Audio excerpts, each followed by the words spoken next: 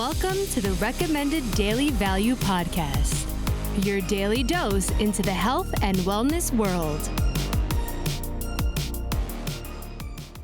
Welcome back to the Recommended Daily Value Podcast, where we dive into everything health, fitness, and nutrition related 5 days a week in 5 minutes or less.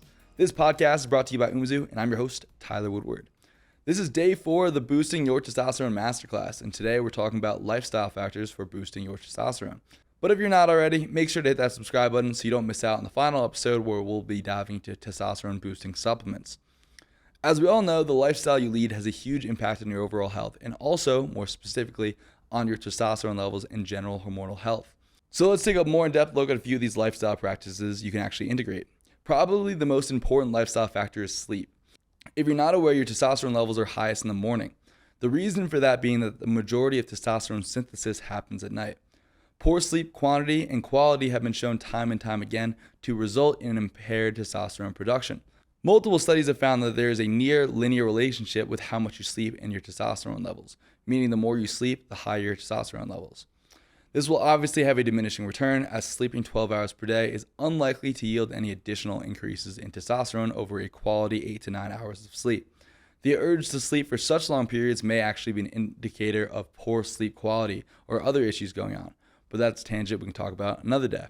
We also know from a pretty solid body of evidence that those who suffer from poor sleep, from sleep apnea, also consistently have lower testosterone compared to those without sleep apnea. If you're not getting a solid 7.5 to 9 hours of sleep, start making it a priority. Everything else I'm going to address today is like a drop in the bucket compared to getting high quality sleep.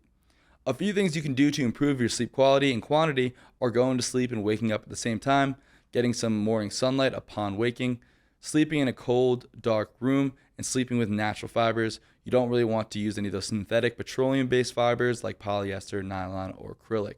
And there's also some evidence that sleeping commando may be of benefit, since as we discussed earlier in the series, the testes like to be a little bit cooler than the rest of your body. But it's probably not going to be a massive game changer for you.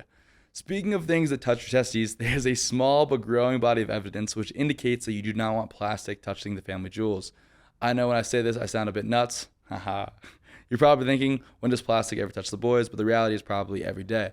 Most underwear today is only partially made of natural materials like wool, cotton, hemp, etc., with the rest coming from polyester, nylon, or acrylic. We know certain types of plastic can exert effects through topical absorption as well. And while there's not a huge amount of evidence showing that plastic in your underwear will severely tank your testosterone levels, I wouldn't recommend taking the chance, especially if you're going to be taking the time and effort to do everything else we've discussed in this series so far. So join me in investing in high quality clothing that uses organic cotton or other natural materials. Next up, we've got exercise. But before we go into specific types of exercise, I just wanted to briefly address body composition. We know that being moderately to severely overweight has been repeatedly associated with lower testosterone levels. I don't know how much evidence there is on the flip side, but I'd infer that you also don't want to be underweight. We also know that having higher amounts of muscle mass has been associated with elevated levels of testosterone.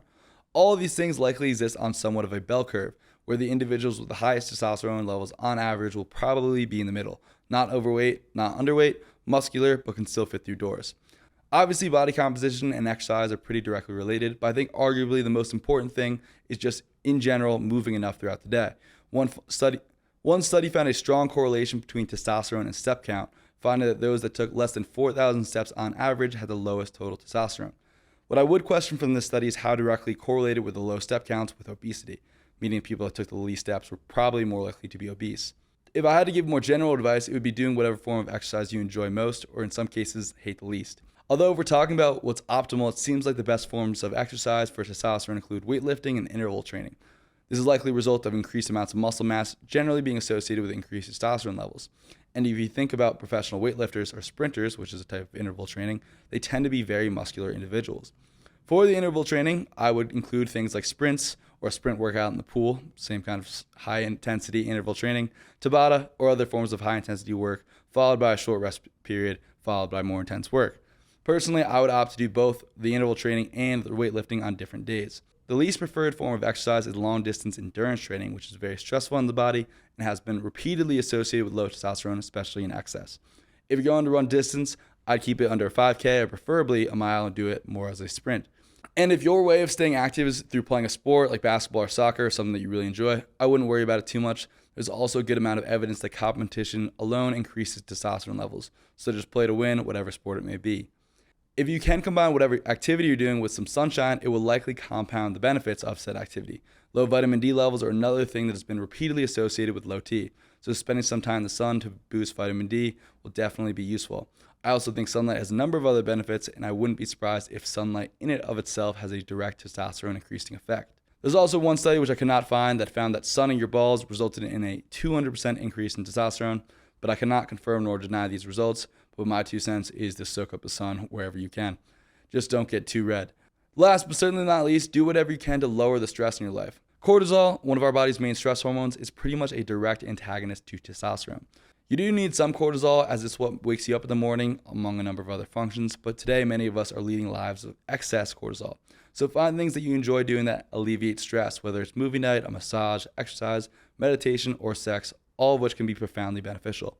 Sex in particular is a very important one. It can have a pretty profound effect on testosterone both in the short and long term. More specifically, we know that not having sex or ejaculating for long periods of time can result in significantly lower testosterone. I'm not going to go deep into the science behind masturbation here, as I'm not the most informed on it, but from what I've seen, it's not something that you want to be doing chronically, and you definitely don't want to be watching lots of porn.